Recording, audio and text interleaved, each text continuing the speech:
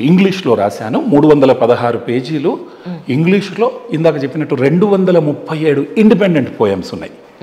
విశ్వశాంతిని 10 కాంటోస్గా దాన్ని విడగొట్టాను. ఈ 10 కాంటోస్ కలిపి 237 ఇండిపెండెంట్ పోయమ్స్, 316 పేజీలు. అరటి పండును ఎట్నుంచైనా ఒలిచి తిన్నట్టు ర్యాండమ్గా పేజీ ఓపెన్ చేయగానే ఒక చిన్న పోయం, దాని సమస్యను వివరిస్తూ ఏం పర్వాలేదు, దీన్ని మనం ఎలా ఓవర్కమ్ చేయొచ్చు అని ఒక కవిగా కవి సమస్యను స్పృశించడమే కాకుండా దానికి తను ఒక సొల్యూషన్ కూడా ఇచ్చేవాడు నిజమైన కవి. మహాకావ్యాలు సమాజానికి మంచిని చేస్తాయి, మంచిని చెయ్యాలి. ఆ ఉద్దేశంతో ఇప్పటిదాకా చాలా పత్రికలు కూడా ఆధునిక మహాకావ్యం ఈ పద్యకృతి అని దాన్ని కామెంట్ చేశాయి. అంటే వై ఇంగ్లీష్ సార్? ఈవెన్ మీరు టైటిల్ కూడా ఇంగ్లీష్లోనే పెట్టారు, బుక్ కూడా ఇంగ్లీష్లోనే రాశారు. Why can't this in Telugu? Absolutely. నేను ఇంగ్లీష్ మాస్టర్ని, ఇంగ్లీష్ చదువుకున్నాను. నేను ఇంగ్లీష్ మాస్టర్ని, ఇంగ్లీష్ ప్రొఫెసర్గా పనిచేశాను నేను. కానీ ఐ లైక్ ఇంగ్లీష్ నా ఉదర పోషణ కొరకు. ఐ లవ్ తెలుగు, అది నా తల్లి భాష. అయితే ఇది విశ్వశాంతి ప్రపంచ దేశాల్లో ఉండే 800 కోట్ల ప్రజలది. అవునా? అందరికీ ఇది చేరాలంటే ఒక కామన్ లాంగ్వేజ్ ఉండాలి. అందుకే దాదాపు అంటే ఒక సామాన్య ప్రజలు ఎంతో ఆవేశంతో కష్టాలు ఇబ్బందులు పడుతున్న సామాన్య మానవుడి ఏక గొంతుక ఈ వినమ్ర ప్రార్థన. ప్రపంచ దేశాల్లో కోట్ల సంఖ్యలో కష్టపడుతూ తిండి లేక వాళ్ళందరి గొంతుక. అంటే ఎంతో విధేయతతో మనందరం మంచిగా ఉందాం, యుద్ధం లేని ఒక ప్రపంచాన్ని తీసుకొద్దాం, ఆకలి చావులు లేని ఒక ప్రపంచాన్ని తీసుకొద్దాం, డ్రగ్స్ లేని ఒక సమాజాన్ని సృష్టిద్దాం. You name a problem, it is there. Anjali గారు, సమాజంలో అంటే మీరు చెప్పినవి చాలా సింపుల్ విషయాలే అయినప్పటికీ which is most controversial points and moreover చాలామందికి అవి ఇన్కమ్ ఇచ్చేవి కాబట్టి ఇవి ఏవి కూడా మనుషులందరూ ఒకేలా లేరు.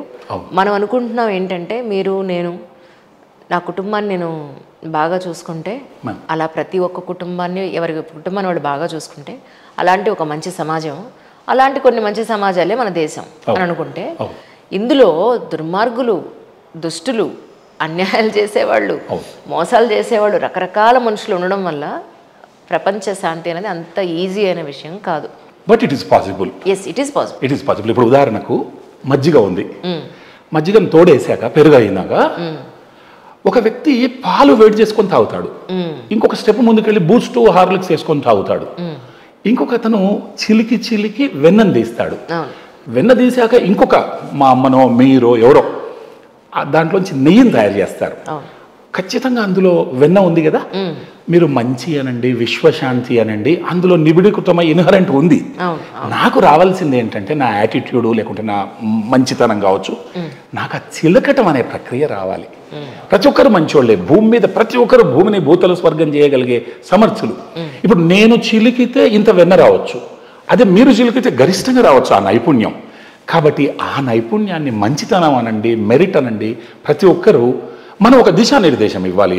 చేయండి, మీరు విశ్వశాంతి వెళ్ళండి అంటే ఇన్ని యుద్ధాలు ఇవన్నీ, ఒక దిశానిర్దేశం ఇచ్చే అవసరం ఉంది. దాన్ని ఎంతో సమయాన్ని వెచ్చించి ఒక 30 ఏళ్లుగా ఆలోచిస్తూ ఏం పేరు పెట్టాలనేది మొన్న పెట్టారు 3 సంవత్సరాల కింద.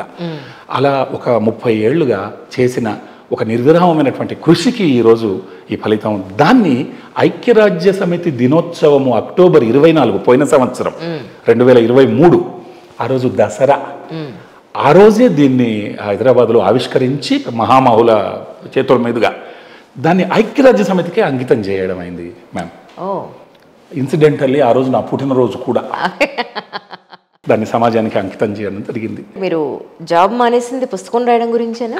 కాదు, అసలు కాదు. నా వ్యక్తిగత అంటే నెక్స్ట్ ఇంకేదైనా ఆలోచిద్దాం. అక్కడ 11 ఏళ్ళు నా సొంత జిల్లా, చాలా మంచి గొప్ప టీచర్లు, గ్రామీణ ప్రాంతం నుంచి డిజర్వింగ్ స్టూడెంట్స్ అక్కడ వచ్చి చదువుకుంటారు. అదొక గొప్ప అవకాశం. గ్రామీణ విశ్వవిద్యాలయాలు 11 ఏళ్ళు అక్కడ చేశాను.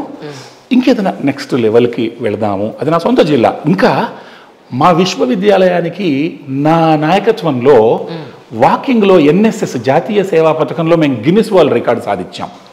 భారతదేశంలో గిన్నిస్ రికార్డు ఎన్ఎస్ఎస్లో సాధించిన తొలి విశ్వవిద్యాలయము పాలమూరు విశ్వవిద్యాలయం. సో 2500 మంది బృందంగా తయారై ఎంజాయ్ వాకింగ్, ఎంజాయ్ ఫిట్నెస్ అని ఆరోగ్యం కొరకు ఖర్చు లేని పని వాకింగ్ అనేది. అందరూ ఆరోగ్యాన్ని నిర్లక్ష్యం చేస్తున్నారు. అలా మేము ఎన్ఎస్ఎస్లో విద్యార్థులను జాతీయ సేవ, సమాజ సేవలో అంటే ఇన్వాల్వ్ చేయడానికి ఇందులో వాళ్ళు సర్వీస్ చేస్తారు కొన్ని గ్రామాలను దత్తత తీసుకొని. అలా చేసాం మేము మా యూనివర్సిటీలో. సో తర్వాత ఇక చాలు, ఇంకేదైనా నెక్స్ట్ లెవెల్కి వెళ్ళి ఆలోచిద్దాము అనుకొని నేను ఫ్రీలాన్సర్గా నా సొంత ప్రపంచాన్ని సృష్టించుకునే ప్రయత్నంలో ఇదొక ఆవిర్భావం. Out of my curiosity, please. విశ్వశాంతి కోసం సరే మీరంత సవివరంగా ఇంత కష్టపడి, ఇన్నేళ్ళు కష్టపడి ఇన్ని 100 పేజీలు రాశారు, కానీ దీనివల్ల ప్రపంచ శాంతి ఏర్పడుతుందా? మనం సూర్యుడు కాకపోవచ్చు, కాగడాల కొన్ని దీపాలను వెలిగించవచ్చు. సూర్యుడంతా వెలుగు కాకపోవచ్చు, మన పని మనం చేసుకుంటూ వెళ్తే, చెయ్యాలి, ఇది మన ధర్మం, చేసుకుంటూ వెళ్తే తప్పకుండా దాని ఇంపాక్ట్ ఉంటుంది. ఇప్పుడు ఒక రిపుల్ ఉంది, ఒక బండరాయిని చెరువులో వేస్తాం, ఒక అల వస్తుంది, అది అక్కడికి ఆగదు, ఆ అలలు ఇంకొక అలను అలా అలా అలా తీరానికి వెళ్ళిపోతాయి. సో ఇది విశ్వశాంతి కొరకు ఒక తొలి రిపుల్ అనుకోండి.